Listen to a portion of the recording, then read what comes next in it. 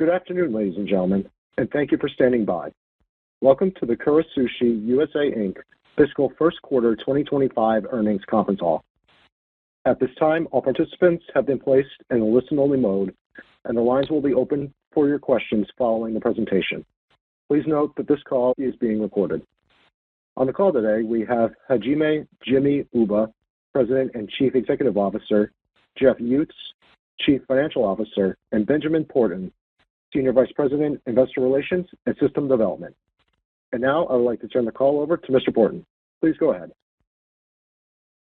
Thank you, Operator. Good afternoon, everyone, and thank you all for joining. By now, everyone should have access to our fiscal first quarter 2025 earnings release. It can be found at www.kurasushi.com in the Investor Relations section. A copy of the earnings release has also been included in the 8-K we submitted to the SEC. Before we begin our formal remarks, I need to remind everyone that our discussions today will include forward-looking statements as defined under the Private Securities Litigation Reform Act of 1995. These forward-looking statements are not guarantees of future performance, and therefore you should not put undue reliance on them. These statements are also subject to numerous risks and uncertainties that could cause actual results to differ materially from what we expect. We refer all of you to our SEC filings for a more detailed discussion of the risks that could impact our future operating results and financial condition. Also, during today's call, we will discuss certain non-GAAP financial measures which we believe can be useful in evaluating our performance. The presentation of this additional information should not be considered in isolation, nor as a substitute for results prepared in accordance with GAAP, and the reconciliations to comparable GAAP measures are available in our earnings release. With that out of the way, I would like to turn the call over to Jimmy. Thanks, Ben, and thank you to everyone for joining us today. We are very pleased to ring in the new year by reporting our strong Q1 results, including positive comps of 1.8% and 6 exceptional new unit openings.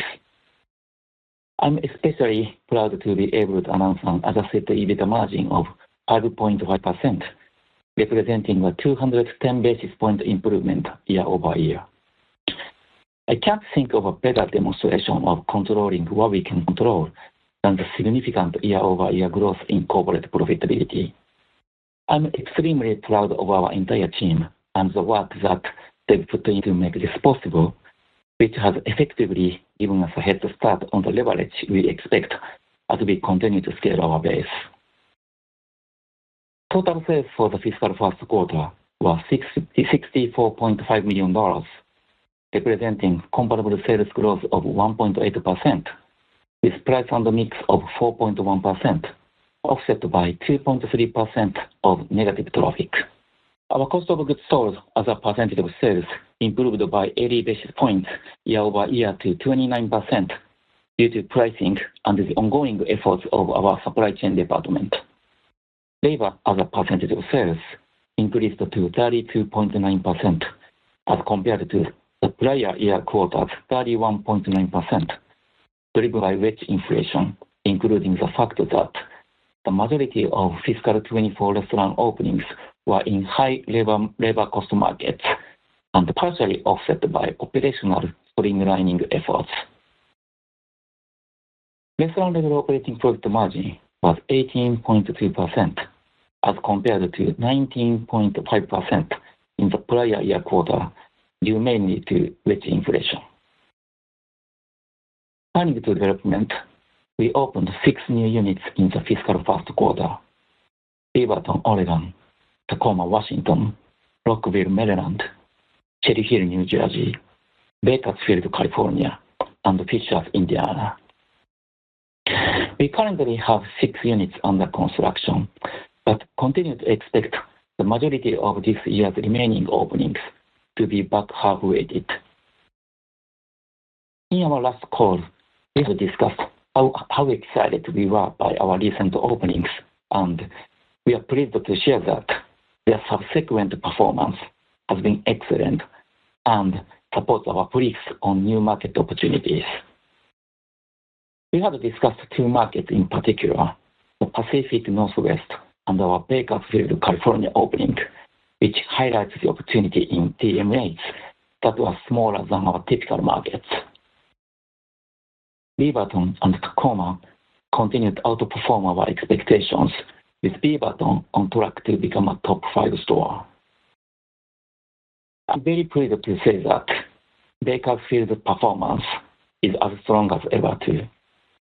As a reminder, Bakersfield is a critical test market for us, as it represents an entry into a significantly smaller market than any of our previous openings. Historically, our site selection has focused on the top 40 or 50 largest DMAs in the US, and Bakersfield is around the 120th largest. While we had always been confident about doing well in Bakersfield, its demonstrated success after opening has given us that much more confidence in pursuing smaller, high-potential markets. Beyond the potential long-term impact on growing our overall white space potential, opening in smaller DMAs will allow us to better manage comp sales headwinds rather than in filling existing markets while maintaining historical cash-on-cash returns.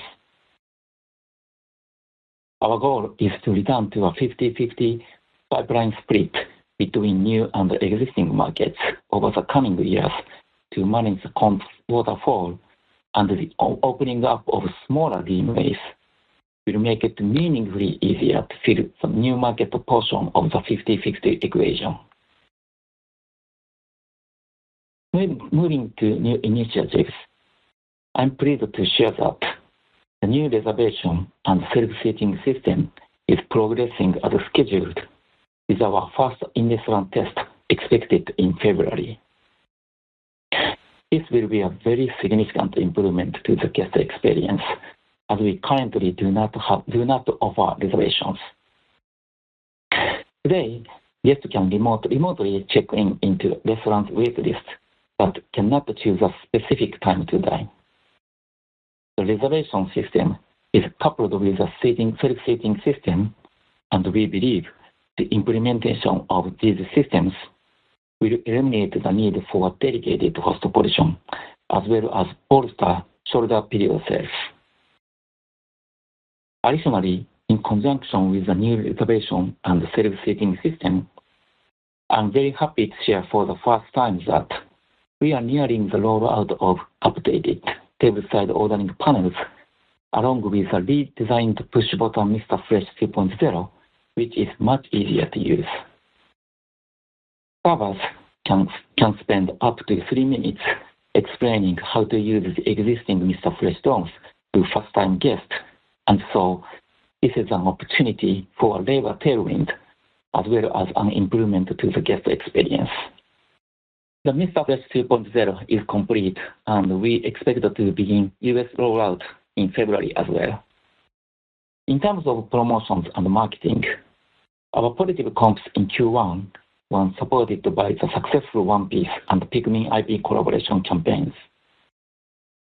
Due to the timing of licensors' promotional schedule, we do not have any IP collaborations planned for the fiscal second quarter, but we're extremely excited for the collaborations we have in place for the back half of the fiscal year. In place of IP collaboration for the fiscal second quarter, we are doubling down on the food-focused marketing efforts we have discussed in the last earnings call. Our fiscal year is off to an excellent start, and we are very encouraged to see that our comps have returned to positive territory. Our new openings are exceeding expectations and have us even more excited about Kura's ultimate opportunity in the US. Adjusted EBITDA margins have hit an all-time high for our fiscal first quarter, thanks to company-wide efforts to control costs. Technological initiatives are progressing smoothly, and we expect to share the results of our first stateside in-restaurant test during our next earnings call. I would like to reiterate my thanks to the entire Kura team, both at the restaurants and our support center, for the amazing work they've done in positioning us to fire on all cylinders. The speed and comprehensiveness of everyone's efforts has been nothing short of remarkable. Thank you. Jeff, now I'll turn it over to you to discuss our financial results and liquidity. Thanks, Jimmy.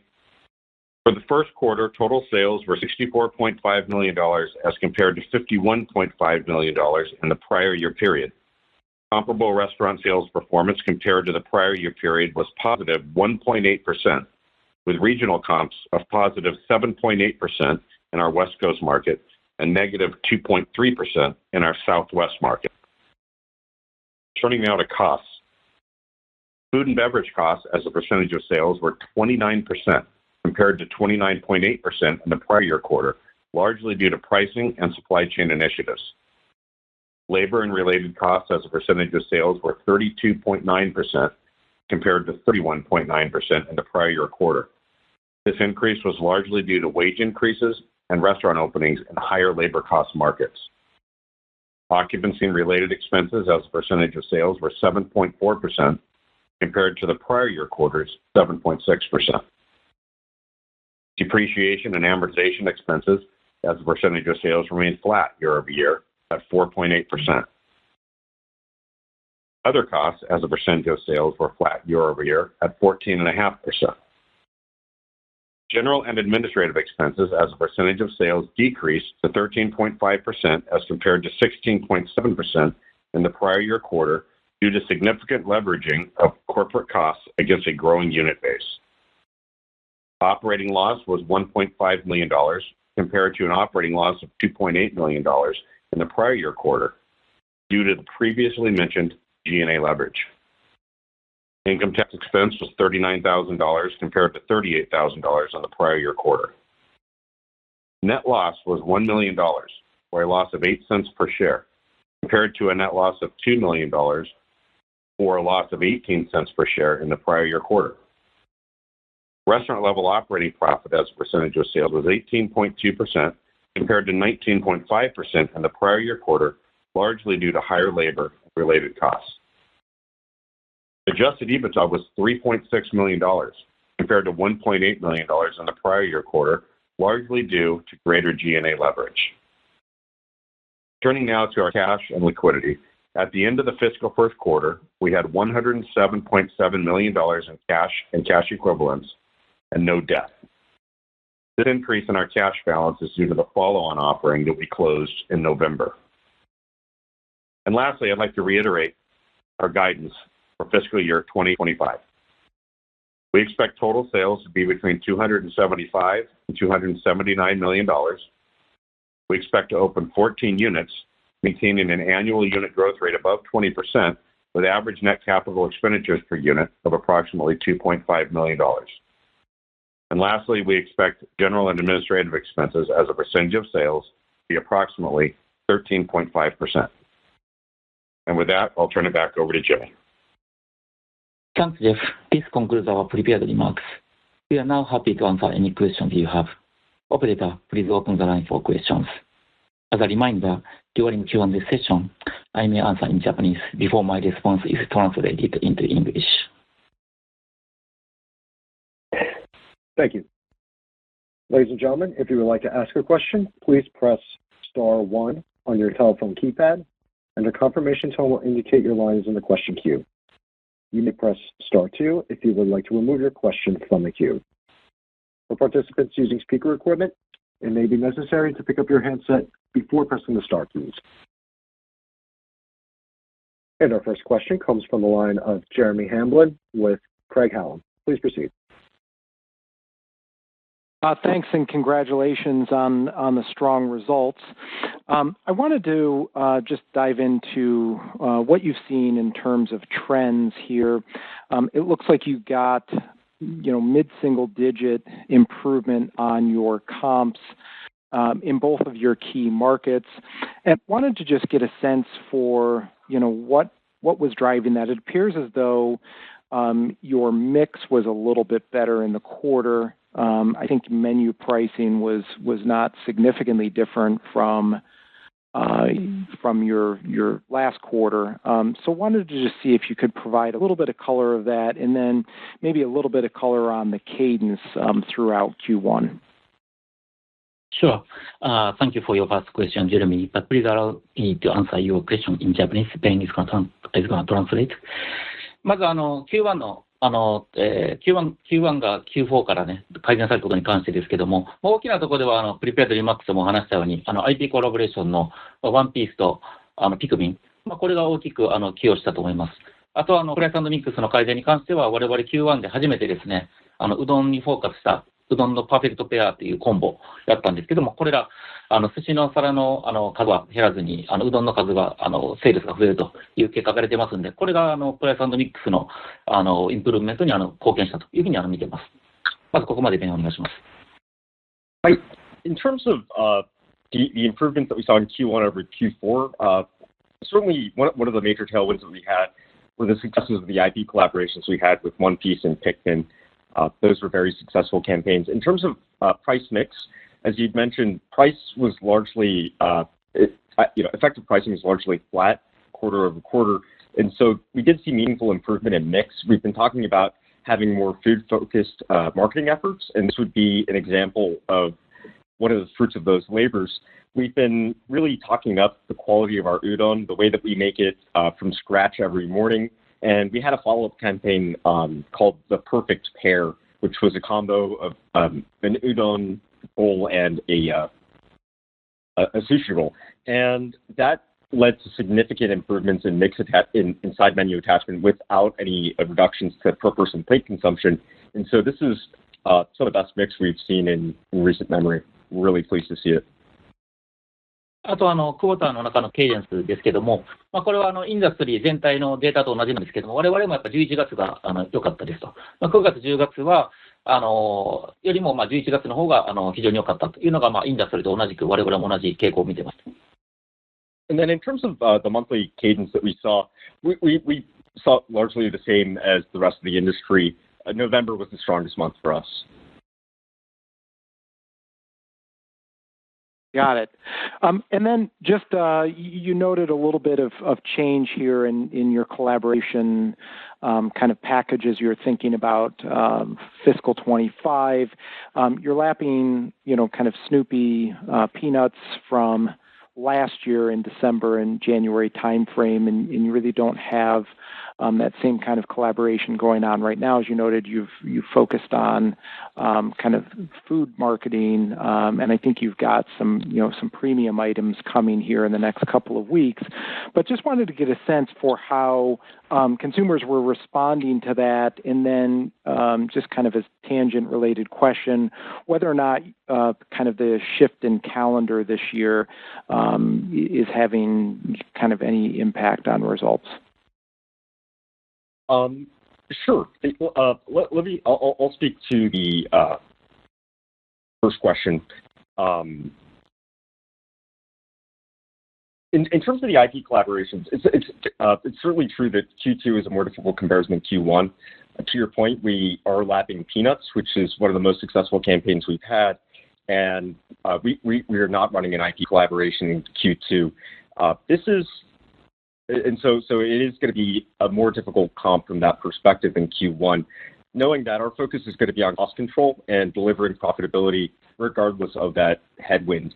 And so that's really what we're focused on in terms of Q2 specifically. But looking to the full year and to future years, this is, I would characterize Q2 as really just a sort of hiccup growing pain as we pivot to our new strategy. A big part of why we don't have a collaboration in Q2 is simply the timing of different licensors.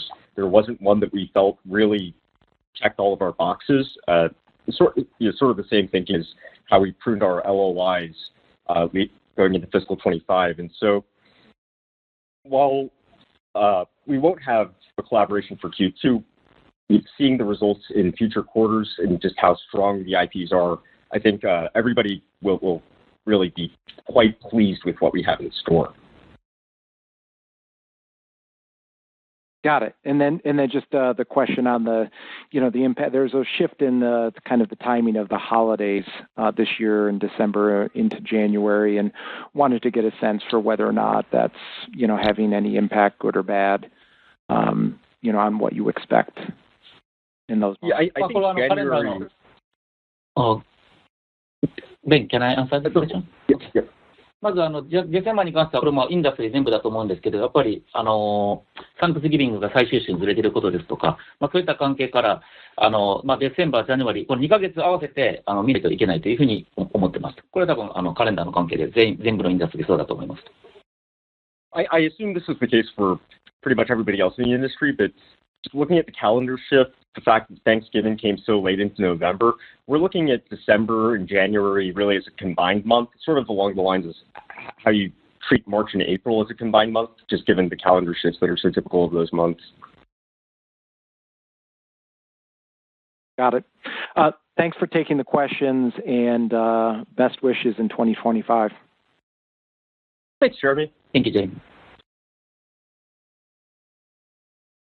The next question comes from the line of Jeffrey Bernstein with Barclays. Please proceed. Great. Thank you very much. A couple of questions. The first one, just following up from a comp perspective. I think 1 quarter ago you had guided to, loosely positive comps for fiscal 25, but you noted that you were still kind of in recovery mode, so it was difficult to forecast. It seems like you have some better visibility now. I'm just trying to clarify. It sounds like you're saying for fiscal 2Q, it's possible that the comp reverts to perhaps a modest negative with the collaboration mismatch, but your focus is on protecting profitability, and then you'd expect with the stronger collabs in the back half, you'd return to positive comps in the second half of fiscal 25. Is that a fair assessment of your outlook for the next few quarters in terms of how the comp plays out? Sure. まず我々 Q1 で特にねIP コラボの力でポジティブに転換したことに関してはすごく満足してるんですけれども、先ほどからお話してます通り Q2 に関しては IP コラボがなくって、一方前年はすごく強いピーナッツのコラボレーションだったことから、我々 Q2 に関しては、Q1 よりもコンプに関しては弱い結果になることを予想していますと。まずここまでお願いします。Hi, Jeffrey. Or Jeff, thanks for the question. In terms of IP collaborations, our Q1 performance was certainly buoyed by the success of One Piece and Pikmin, which we were very pleased with. To your point, Q2 we were lapping Peanuts without an IP collaboration, and so thinking about the comp relative to Q1, it's certainly more difficult. ただ我々はこのことはもうずっとね計画内に入ってますから、この時期にしっかりね売り上げを取れるように、フードコーカスのプロモーションですとか、その他コストコントロールの方を力入れてやってますんでね、コンプに関しては厳しいですけども、オーバーオールのコーポレートのパフォーマンスっていうのは今クォーター2デートのところでは非常に満足してます。はい。And the guidance that we gave at the beginning of the year contemplated this. This is not a surprise to us, and so it was always our plan to focus on operations and driving profitability in Q2. And it's the reason that when we talked about comps, we always talked about it in the full year context. The back half is really where the major opportunity lies, both in terms of the easier comparisons, the implementation of our new technologies, and the IP collaborations that we have in store.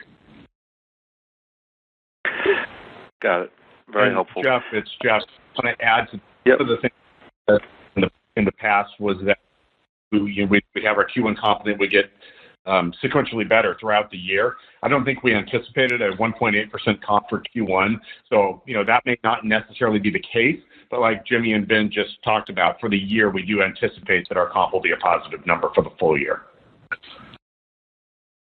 Understood. And then just following up from the cost side of things, again, you focused on profitability in the short term, but inflation. Can you update us on the food and labor inflation that you saw in the first quarter and what your outlook is for the second quarter and the full year? Just wondering whether you're able to leverage those line items as we think about the full year. Sure. I'll answer labor-related question first. でまずレバーに関してですけども、今回 Q1 に関して高くなりましたけど、これに関しては理由としてはウェッジインフレーション、我々ミッドシングルデジットを予想しているというふうにこれまで言ってくれましたが、実際はハイシングルデジットになってしまったということが原因ですと。ただ結論から言うと、Q2 のレバーコストはもう前年の同じクォーターと比べて同程度か良い数字で、Q2 以降に関しては前よりもね良い数字で、通期では必ずベターにできるというふうに自信を持っています。レバーに関して以上です。これちょっとベンをそこまでお願いします。So to sort of start with the conclusion, our expectations for labor for Q2 are to be largely in line with the prior year's percentage of sales, and for Q3 and Q4 for fiscal 25 to be superior to fiscal 24's percentage of labor of sales. Labor as a percentage of sales. And so for the full year, we expect labor leverage as well. If you look at our historical earnings calls, you can see that our general experience has been that we've seen labor inflation of mid-single digits, low single digits. The most recent quarter, we actually experienced high single digits, and so that was a little bit unexpected. But the operational implementations, the streamlining that we've put in place, we've already seen very meaningful improvements in sales per man hours. And these sorts of labor initiatives, the upside is really, it tracks along with our seasonality, it tracks along with general sales and labor leverage. And so the opportunity presented by the operational streamlining, as well as the additional initiatives that we have coming up later in the year, they really come live in the latter half, the busier half of the fiscal year. So for labor, we continue to be bullish. And then on COGS, inflation for this quarter on COGS, Jeff, was basically flat. In fact, it was just slightly deflationary year over year. So we're very happy where that is. And I don't expect any significant increases or any significant inflation for the remainder of the year for COGS, and would expect that line as a percentage of sales to remain where it is or even trend down somewhat for the remainder of the year. If you look year over year, last year we were at 29.8, and this year we're at 29. So that's a big improvement over last year. And I expect it to potentially, it'll stay the same or potentially get a little better if we have some stars align and things go our way. And my last question was on the labor initiatives. I think you guys previously talked about how you'd already achieved maybe 100 basis points from back-of-house initiatives. And I think you were talking about how maybe the reservation system and the self-seating system had potential for another 50 basis points of opportunity. I'm just wondering how that's tracking and maybe what key performance indicators you'll be able to share with us over the next few quarters to kind of see. It sounds like your first one is in February where you're going to be rolling that out. So just what kind of expectations you have over the next few quarters in terms of the initial impact. Thank you. Yeah, so we're really pleased with the operational improvements. We mentioned that we started them in fiscal 24. Rollout was complete by September, and so they're live in pretty much every restaurant. In terms of the productivity, beyond a doubt, we've seen very meaningful improvements. We're very, very happy with the results. That being said, we didn't see, if labor as a percentage of sales improve year over year, just given that the high single-digit wage inflation was more than we'd expected. That being said, the nature of the improvements is it's station consolidation. And so you can go from 5 people to 4 people or 4 people to 3 people, but you can't really go smaller than that. And so the opportunities where you can go from 5 to 4, 4 to 3, those become much more frequent as we approach the summer and we enter the summer. And so the upside from those, that 100 basis points, is you're really going to see that in the back half of the year. In terms of the 50 basis points that we expect from the self-seating and reservation system, that remains unchanged. Thank you very much. Thank you, Jeff. The next question comes from the line of Jon Tower with Citi. Please proceed. Great. Thanks for taking the questions, guys. And Happy New Year to you. So maybe just, I guess, a couple nuances on the quarter itself, the fiscal second quarter.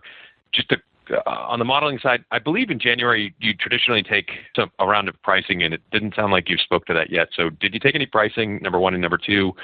Last year there was Leap Day. I can't recall whether or not that was included in your same-store sales number or if it wasn't, but could you speak to both? In terms of the Leap Day, we adjusted for it, and so it was not included in our same-store sales. Okay. And then Jeff, on pricing, we took about 2% price the first week of November. And so the effective pricing for Q1 that just ended is about 4.5%. Okay. And similar Okay, so we'll have a little bit closer to 5%, say, in the fiscal second quarter, because I don't think anything's rolling off unless there is. There is a little bit rolling off on January 1st. Just rolled off, but your number around 5% for effective pricing for Q2 is about right, a little bit over 5. And then in terms of additional menu price increases, we typically take them, as you know, beginning of the year and in the middle of the year. We took the beginning of the year one early, as I mentioned, the first week of November. And right now, we don't have any additional plans to take anything in the summertime, but we typically do. But that is to be determined as we continue throughout the year. And I think we all hope that we have to continue to provide the great value for our guests. Got it. Cool. Thank you for that. Maybe just zooming out a little bit, I'm a little surprised at how conservative your guidance appears on revenue for the year. Again, I mean, just based on where you guys came in the fiscal first quarter on the, obviously same-store sales and aggregate revenue front up 25% year over year. The guidance itself would imply a fairly aggressive slowdown in the back half. So I'm just curious. I know you have some tough comparisons and some IP collabs that you're not doing this year, but is there anything else we should think about with respect to new store productivity, perhaps opening in markets that are maybe more challenging, or you're expecting a higher level of cannibalization that might be weighing on the revenue growth on a year-over-year basis? Yeah, so John, the reason behind the guidance, and we had mentioned in the last call that it was conservative. The 275 to 279 is conservative. I think we're all very bullish that can be beat at some point. But if you take the clock back to last April and our call, which when we raised our guidance, and then in July we had to lower the guidance, we want to be very careful about being in a position of that happening again. We want to make sure that when we do a guidance raise, that we do see a trend and we don't jump the gun too quickly on a raise. And it really has nothing to do with worried about productivity of restaurants or any additional cannibalization that we're not already experiencing. We've already talked about in the past. So there's no factors out there that are causing that number to be where it is. It's because we would all like to make sure that we're seeing a trend before we put it out there and to raise our guidance, and want to be sure we do raise our guidance, we can keep our promise to the street and not have to reduce 3 months later. Got it. Makes sense. And I appreciate that. Can you maybe then, just pivoting a little bit to marketing, it sounds like obviously fewer IP collaborations in the future, perhaps more potent than ones you've done in the past. Maybe could you speak to the differential in spend expected on those versus, at least year over year in the back half, number one, and then number two, your approach to marketing in general, it does sound like you're focusing a little bit more on the food side. I know you, Ben, you mentioned earlier the perfect pairing promotion that you did that helped drive mix during the period. So, as consumers and frankly as investors, is that how we should think about some of the marketing going forward? Is more of these perfect pair promo or something like that running through and being promoted through social media rather than these IPs going forward, or these IP Well, collabs? you can assume that when we don't have an IP, we're always going to have some sort of alternative going on, whether it's something like the perfect pair or 15th anniversary campaign or our holiday scratchers. Our pivoting from a constantly packed calendar of IP collaborations doesn't mean that we're not going to continue to have a packed marketing calendar. Got it. あとコストのディファレンスに関しては、150から200系ぐらいがコストのディファレンスになります。And then in terms of the cost difference between, say, something like the perfect pair or another food-focused campaign versus an IP collaboration, the difference would be about $150,000, $200,000. To the better. 200,000. 200,000. It's $200,000 more expensive when we collaborate with an IP. Okay, makes sense. Cool. All right, that's it for me for now. So I appreciate you taking the questions. Thanks, John. Thank you, Happy John. New Year to you too. Thanks, John. Thank you.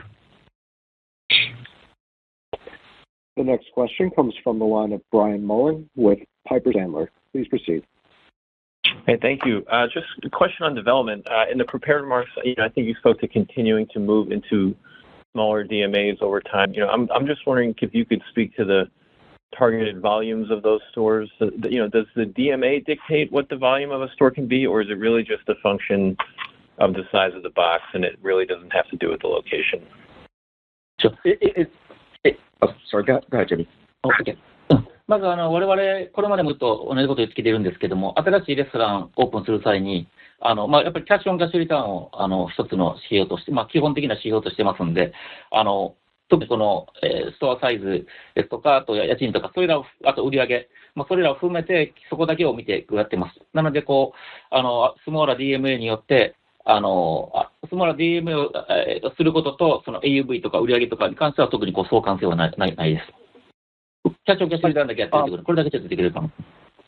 Hi, Brian. When we do site selection, our focus really is on cash-on-cash returns. We don't have a target AUV, and so that remains unchanged in terms of how we approach smaller DMAs. We're focused on cash-on-cash returns, and our standards for the smaller DMAs are the same as all of our other DMAs.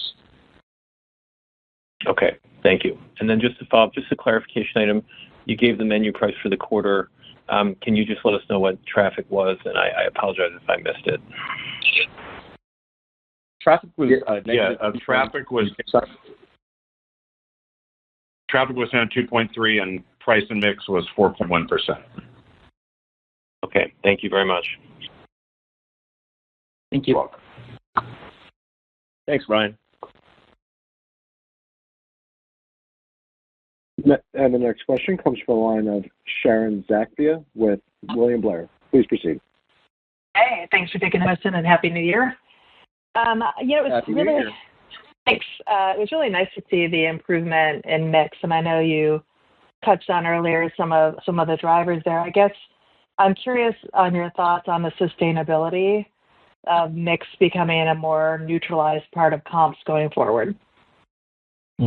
まずサイドメニューに関して、基本的に今回は特別なプロモーションをやったんですけども、そのプロモーションは、大体ファーストマンスより2ヶ月目が薄れてくるんですけども、薄れてきたこの12月に入ってもですね、ある程度のインプルーメント続いてますんで、基本的には多少の上下はあると思うんですけども、これまでのようなこのハイシングルデジットとかミッドシングルデジットのミックスのマイナス、そういったことにはならないというふうに思ってます。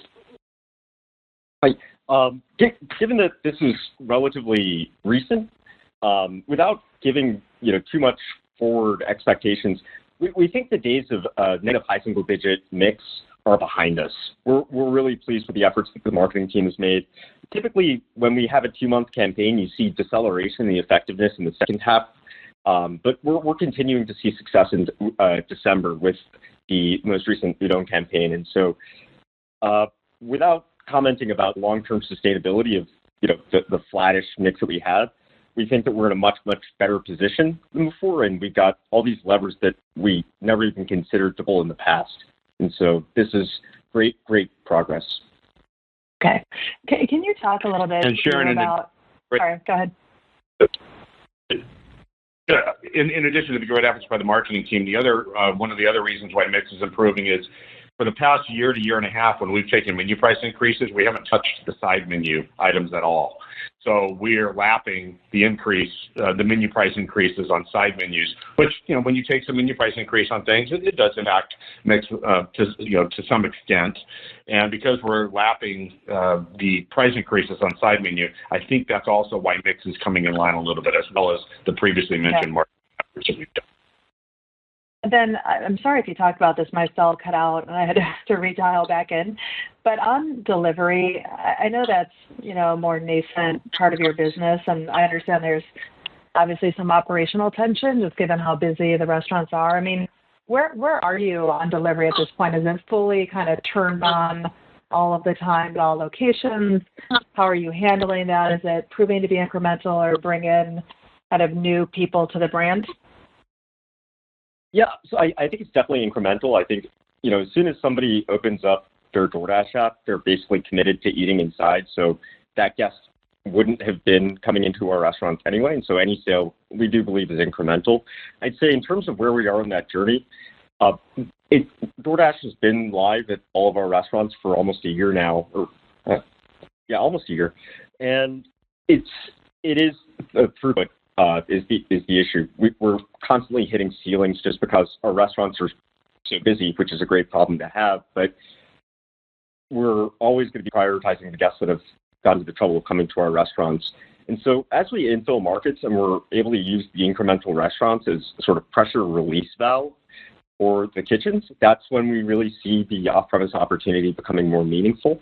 But at this point, we're happy where it is, especially given that it's incremental, and we don't want to distract ourselves from the major opportunity, which is the tremendous white space of the United States. Okay, great. Thank you. Thanks, Sharon. Thank you, Sarah. The next question comes from the line of Mark Smith with Lake Street Capital. Please proceed. Hi, guys. First question for me is really on the cost side, on corporate kind of G&A, really solid leverage during the quarter. Curious, if the guidance is maybe conservative as well, as it kind of doesn't bake in any more additional leverage throughout the remainder of the year, but any insight you can give us on the guidance and if there's any costs coming in here later this year that maybe we should be watching for.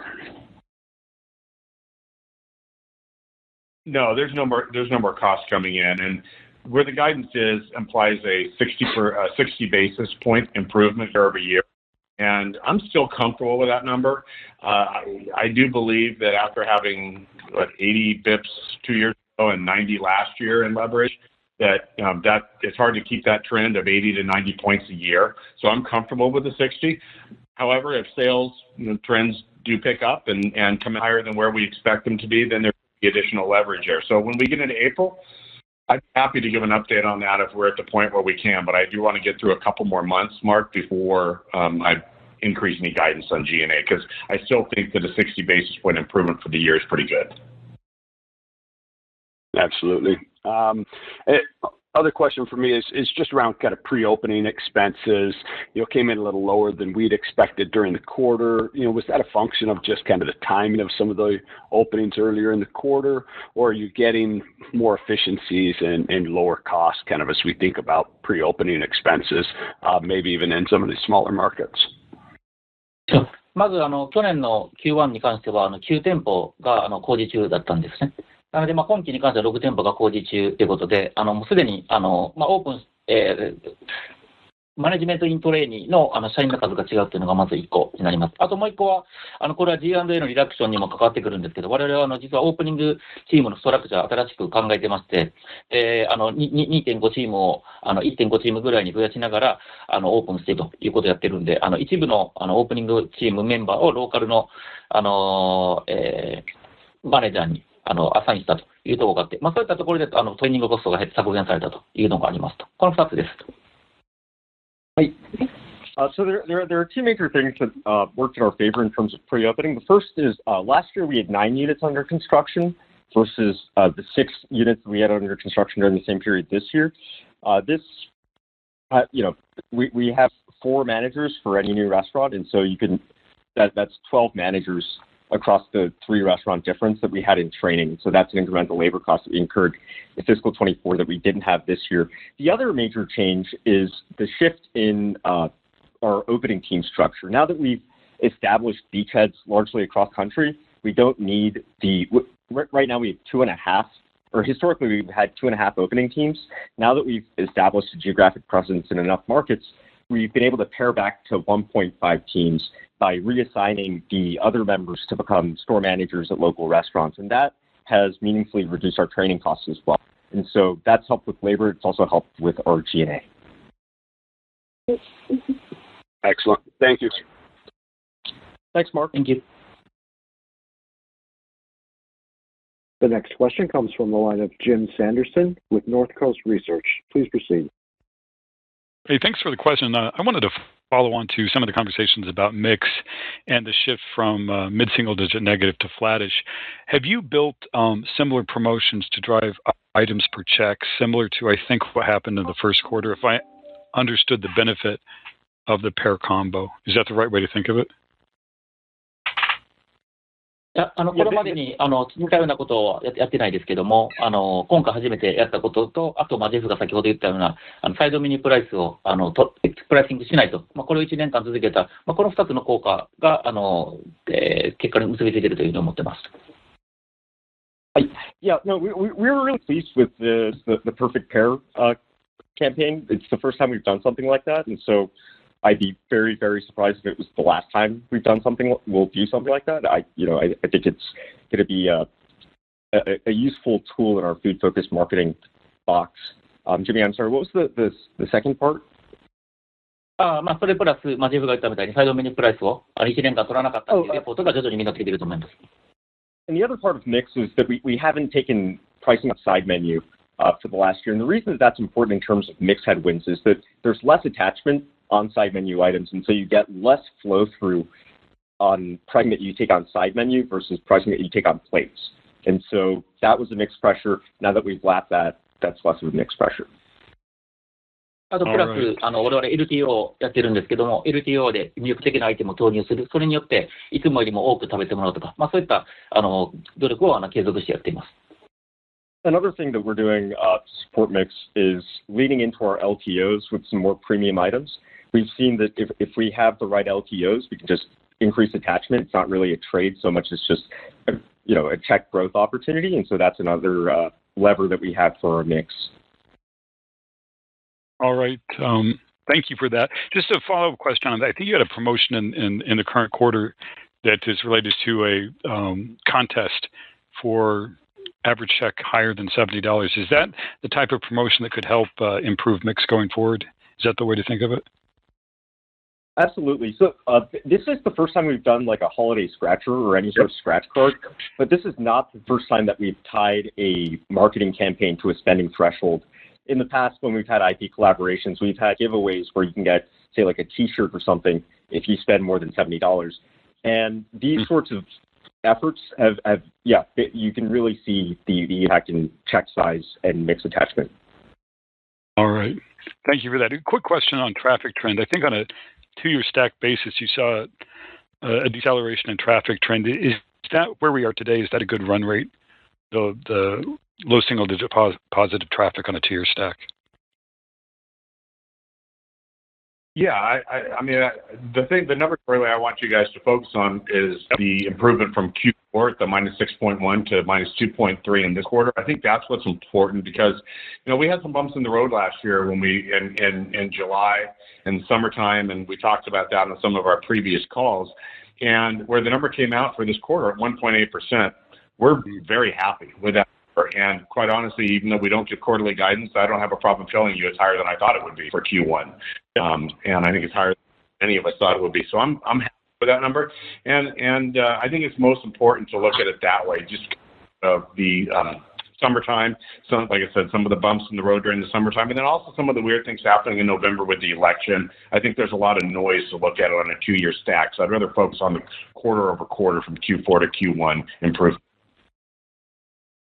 All right, last question for me. Could you just briefly review the shares outstanding to be used for the second quarter in fiscal 25 based on the follow-on?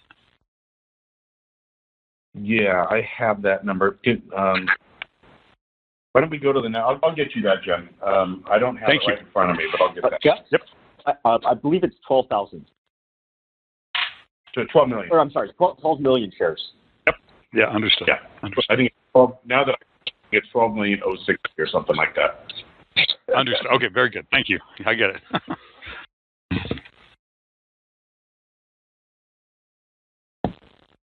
The next question comes from the line of George Kelly with Roth Capital Partners. Please proceed. Hey, everybody. Thanks for taking the questions. First one, I think you mentioned in your prepared remarks that there's a new Mr. Fresh Dome launching in February. And I was just curious, kind of surprised to hear that. What's the opportunity there? Is it maybe more kind of labor intensive than I would have thought, or just what's the reasoning behind that launch? Do you remember the first time you went to a Kura Sushi and you tried to open one of those Mr. Freshes? They're not intuitive. You sort of need somebody to explain them because you need to go under and lift it. And pretty much, if you go to one of our restaurants, I pretty much every time I go, I see somebody trying to pry it open like they're like an otter with a clam, and it's just it's confusing because most things aren't open like that. And because it's not intuitive, our servers will spend 2-3 minutes explaining this. They'll even bring a Mr. Fresh to the table so the guests can actually practice it to get accustomed to that. And so it's not very guest friendly. It eats up our servers' time. And the new Mr. Fresh is just it's a push button. It works exactly as you would expect it to work, and we're really excited. It's a lot friendlier. It can be intimidating to come into a restaurant and not know how to order or not know how to take things off the belt, and this I think this just makes it a friendlier experience for everybody.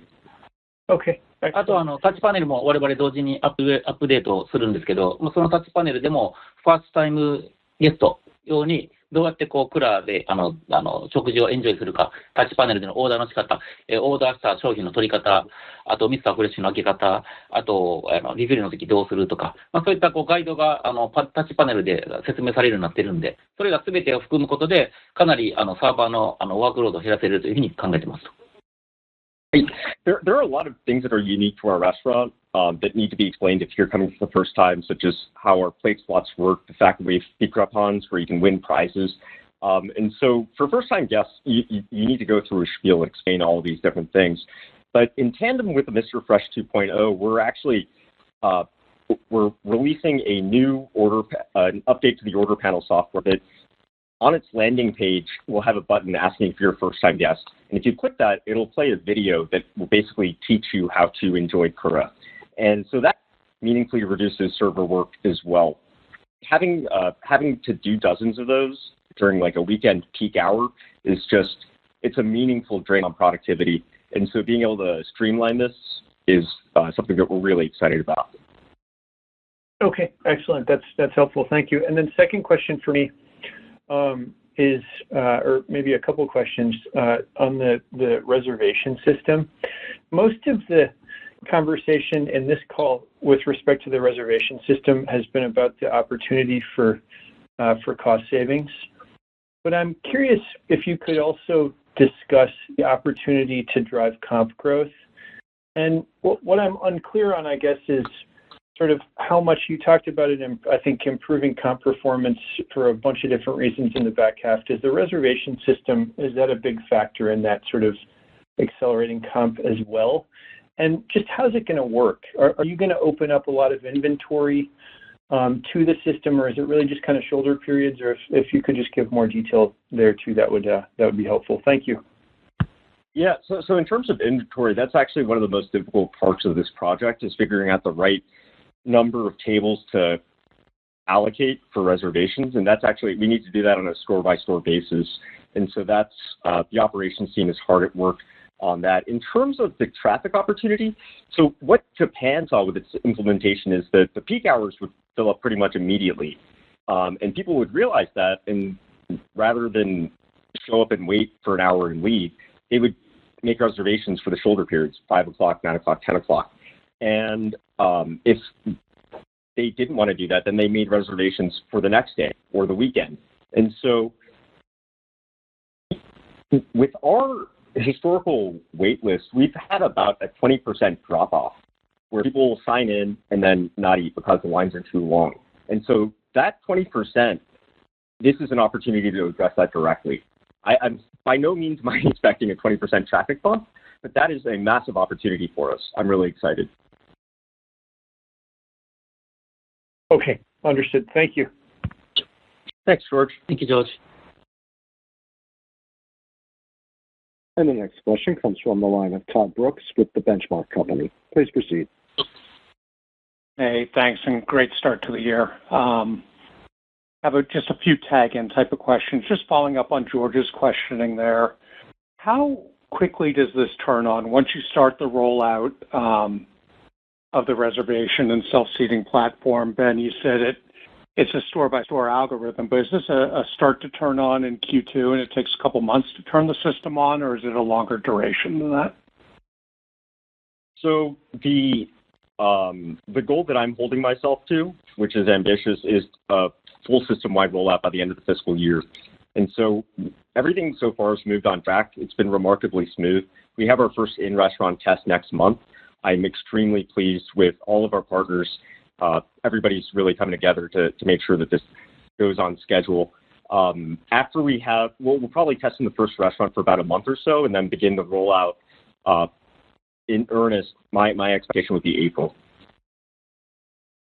Okay, great. And you spoke to Japan's experience in rolling it out and picking up shoulder reservations and forward-day reservations.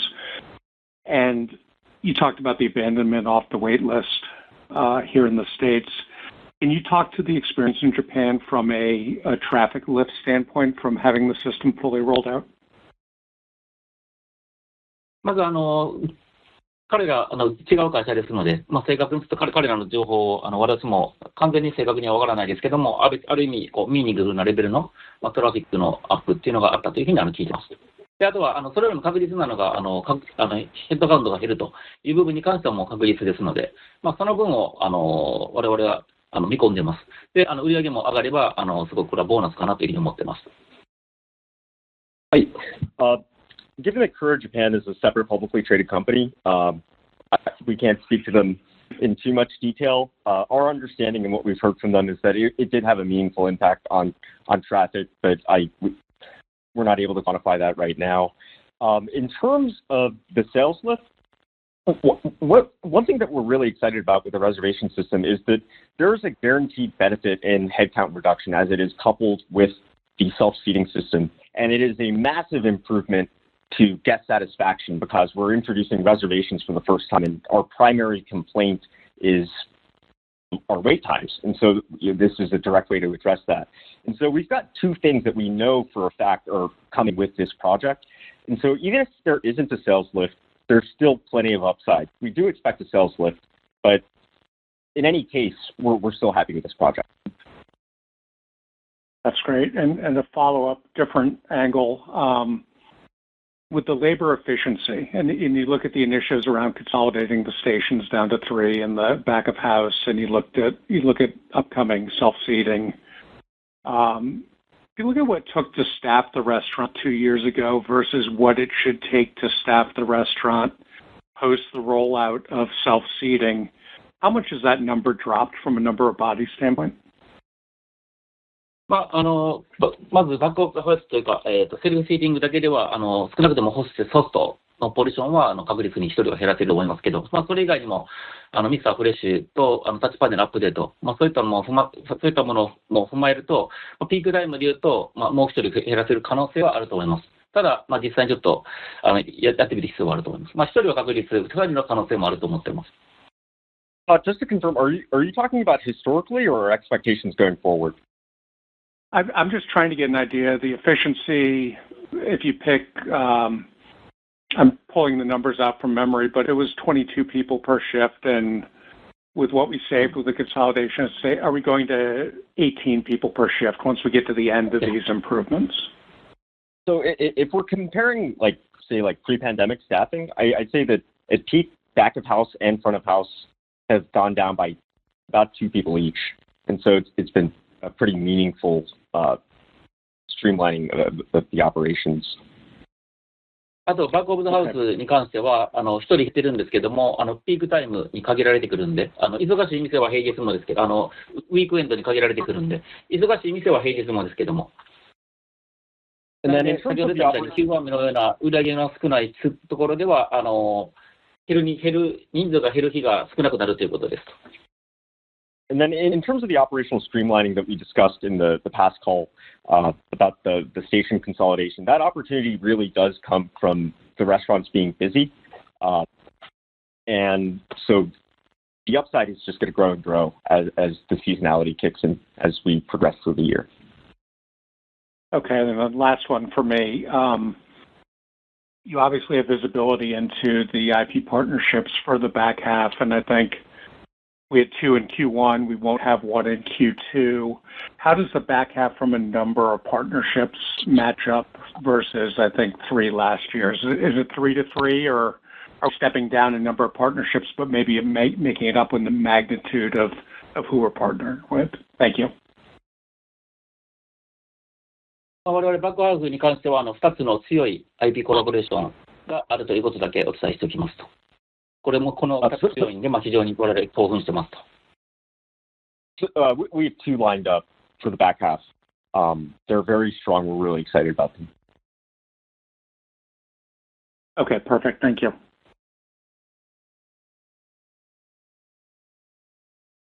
Thank you. There are no further questions at this time, and this will conclude today's conference. You may disconnect your lines at this time and enjoy the rest of your day.